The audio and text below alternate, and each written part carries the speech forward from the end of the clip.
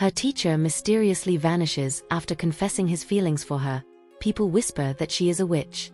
Zuri had always known she was different. From the moment she was born in a small village on the outskirts of Dar es Salaam, people whispered about her unusual eyes. They were a shade of amber, gleaming like molten gold in the sunlight, drawing people in like a spell. Some called them beautiful, others called them unnatural. But Zuri never imagined they could cause trouble. At school, boys often lost focus in her presence, staring at her with dazed expressions. Teachers would stutter mid-lesson whenever she looked directly at them. Though Zuri was intelligent and kind, her beauty seemed to overshadow everything else. But things took a darker turn when her literature teacher, Mr. Mosi, suddenly disappeared after confessing his feelings for her. It was the beginning of a nightmare Zuri never saw coming. The news of Mr. Mosi's disappearance spread like wildfire. He had been last seen after school, speaking to Zuri by the mango tree behind the staff quarters. That evening, he had failed to return home, and by morning, he was nowhere to be found. Some students whispered that he had gone mad after looking into Zuri's eyes. Others said she had bewitched him, making him wander off into the wilderness, never to return. Zuri was horrified. She had always dismissed the rumors about her eyes, but this was different. The police questioned her, but she had no answers. She hadn't done anything, had she? As days passed, the villagers grew wary of her, their eyes filled with fear and suspicion. For the first time in her life, Zuri felt truly alone. With Mr. Mosi still missing, Zuri's reputation took a sharp turn. She could no longer walk through the village without hearing hushed voices behind her back. "She is cursed," the old women would mutter. "No normal girl has eyes like that." Some mothers even forbade their sons from speaking to her, as if her mere presence would bring them doom. Zuri's parents tried to shield her from the gossip, but even they seemed uneasy. Her father, a strict but loving man, began avoiding direct eye contact with her. Her mother, once so affectionate, now hesitated before placing a comforting hand on her shoulder. The walls of her home, which had once been her safe haven, felt like a prison. With nowhere else to turn, Zuri sought out the village elder, Babu Kazi, a man known for his wisdom and knowledge of ancient lore. If anyone could help her understand what was happening, it was him. But what he told her would change her life forever. Babu Kazi listened carefully as Zuri explained everything: the whispers, the fear, and most of all, the disappearance of Mr. Mosi. He sat in silence, his wrinkled hands folded over his cane, his deep-set eyes clouded with thought. Finally, he spoke. "Your eyes are not ordinary, child. They carry an ancient power." Zuri's heart pounded. "What do you mean?" she asked, leaning forward. He took a deep breath. "Long ago, there was a woman in this village with eyes just like yours. She was adored by some and feared by many. They said she had the power to bend men's will. When things went wrong, they blamed her. And in the end," his voice dropped to a whisper, "she was cast out." Zuri felt a chill run down her spine. "What happened to her?" Babu Kazi shook his head. "No one knows. But child, be careful. When people fear what they do not understand, they become dangerous." Determined to prove her innocence and uncover the truth, Zuri decided to dig deeper. She searched through old village records, questioning elders who might remember Sophia, the girl who had been cast out long ago. Each answer only led to more mysteries. Meanwhile, the villagers' fear grew stronger. More strange events happened. Livestock died mysteriously, crops withered overnight, and some claimed to see shadows lurking outside their homes. And every misfortune was blamed on Zuri's presence. "She's cursed," they said. "She must leave before it's too late." Zuri knew she had to act fast. If she didn't clear her name soon, she might suffer the same fate as Sophia. The growing darkness Zuri's resolve to clear her name strengthened as she continued her search for answers. With each passing day, the fear in the village escalated. Whispers turned to threats, and it became clear that someone wanted her silenced. Jabari, the only person who still stood by her, urged her to be cautious. "We need to find out what happened to Sophia, but we also need to be careful," he warned. "If someone wants you gone, they won't stop until they succeed." The hidden clues digging deeper into the village's history, Zuri and Jabari uncovered old scrolls and journals in the abandoned temple. One entry stood out, a note from Sophia herself. They fear what they cannot control. The truth is buried beneath the sacred ground. The cryptic message sent chills down Zuri's spine. What was hidden beneath the temple? The Forbidden Temple determined to uncover the mystery. Zuri and Jabari sneaked into the temple's underground chambers. Inside, they found a series of carved symbols depicting women with golden eyes. This proves Sophia wasn't the first, Jabari whispered. And neither are you. As they examined the carvings, the sound of footsteps echoed behind them. Someone was watching. A shadow in the dark. Zuri and Jabari barely escaped as an unknown figure chased them through the tunnels. Panting, they collapsed outside the temple. Someone doesn't want us to know the truth, Zuri said breathlessly. Jabari nodded. Which means we're getting closer. The mark of the society. That night, Zuri awoke to find a symbol drawn on her door, a warning from the secret society controlling the village. They know we're looking into this, she told Jabari. But I won't stop now. With renewed determination, Zuri decided to confront Babu Kozi again. If anyone knew the full truth, it was him. The elder's confession. When Zuri pressed Babu Kozi for more details, he hesitated before revealing a shocking truth. The secret society has ruled this village for centuries, he admitted. Anyone who threatens their control disappears. That's what happened to Sophia. And if you're not careful, it will happen to you. Zuri's blood ran cold. She had to expose them before it was too late. A desperate plan. Realizing the danger she was in, Zuri and Jabari devised a plan to gather evidence and expose the society's corruption. But they needed more than just stories, they needed proof.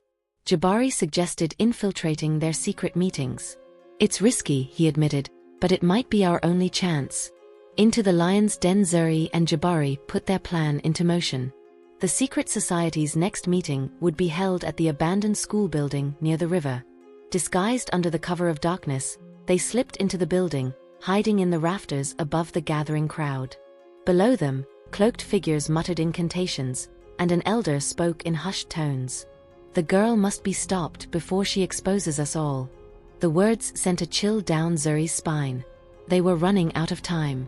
The hidden betrayal. Just as they prepared to leave, one of the society members lifted their hood. Zuri's breath caught. She recognized the face. It was someone she trusted. Someone she never expected. Jabari grabbed her wrist. We need to go. Now. The consequences of truth. The following morning, the village woke to a shocking declaration. The elders accused Zuri of spreading dangerous lies. She is deceiving you all, the head elder proclaimed. Zuri's heart pounded. The truth was out there, but the society was trying to bury it before it could reach the people. A reckoning with fear. Jabari pleaded with the village's younger generation. Do not let them deceive you. Zuri is not the enemy. They are hiding the truth from us. The village was at a tipping point. Some believed Jabari, but fear still loomed.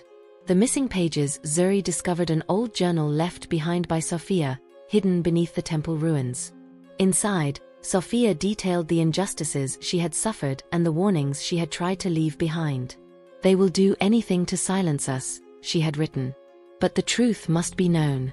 The elders' fear. When Zuri confronted the head elder, his face darkened. You don't understand the power you threaten, girl.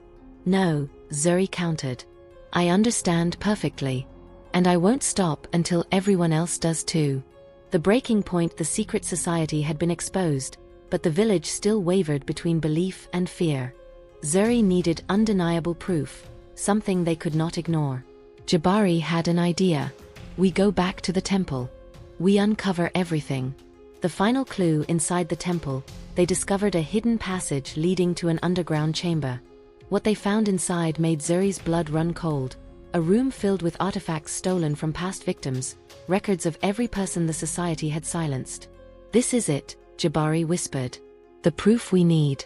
A village divided. With the truth laid bare before them, the village split into factions. Some demanded justice. Others still clung to fear. We have lived in their shadow for too long, Zuri declared. We must break free.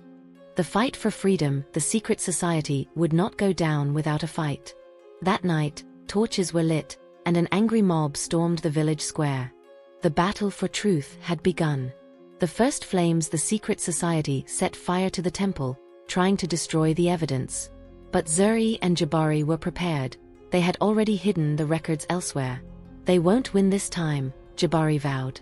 The truth rises. A brave few stood against the elders, demanding answers. One by one, former members of the secret society stepped forward, revealing the decades of lies and manipulation. Zuri's heart swelled with hope. The people were beginning to see the truth. The fall of the society, with their corruption exposed, the elders had no place left to hide. The village turned against them, dismantling their rule piece by piece. For the first time in centuries, the village was free. The cost of change. Zuri and Jabari stood in the ruins of the temple. "We did it," Jabari said, but his voice held sadness. Zuri nodded. "But at what cost?"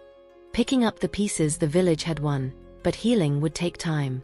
Fear did not vanish overnight, and wounds ran deep. "We have to rebuild," Zuri said. But this time, with truth.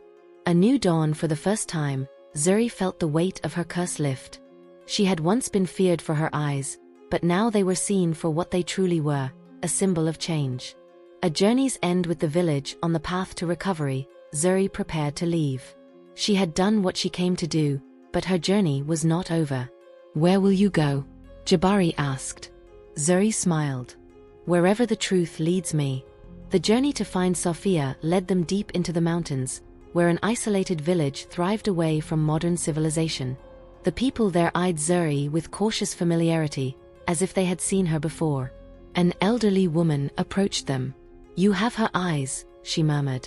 "You are the one we have been waiting for." They found Sophia living in a small hut, her once vibrant spirit now shadowed with time and loss. "I was cast out because of my eyes," she explained. "They feared my power, just as they fear yours. But there is no magic, only fear of the unknown." Zuri realized then that her fight was not just about uncovering secrets, but about changing the way people thought. Sophia revealed that the fear surrounding their eyes came from an old legend. Long ago, a woman with golden eyes had challenged the village's rulers, exposing their corruption. In retaliation, they spread rumors that she was a witch. Since then, any girl born with such eyes was labeled as cursed. Zuri's fight was part of a cycle that had been repeating for generations. "You can end this," Sophia told her. "But you must be brave." Armed with the truth, Zuri and Jabari returned to their village. People were still divided, but the fear of the secret society was fading. Zuri stood before the elders. "The curse is a lie," she declared. "It was never magic. It was power that threatened those in control." The elders murmured, their authority shaken. Zuri led a movement to break the cycle of fear. More villagers began to listen, especially as those once controlled by the secret society spoke out. Jabari rallied the younger generation. "We will not live in fear," he said. "We will not let history repeat itself." The remaining elders tried to hold onto their influence. "Tradition cannot be erased," one argued. "The old ways exist for a reason." But the people had seen too much. "Tradition should not be built on lies and suffering," Zuri countered. "We choose truth." The elders' silence spoke volumes. With the village freed from the grip of fear, Zuri and Jabari worked to rebuild. The old ways that oppressed were abandoned. Women with golden eyes were no longer seen as witches, but as symbols of truth. Zuri's parents, once frightened for her, now stood proudly by her side. Zuri returned to Sophia's village to share the news. The elder woman smiled. "You have done what I could not. You have given them hope." Sophia chose to stay in the village, but her story would no longer be forgotten. Standing at the top of the village hill, Zuri looked out at the future she had fought for. "No more fear," she whispered. "No more lies." Jabari stood beside her, a hopeful smile on his face. "We did it."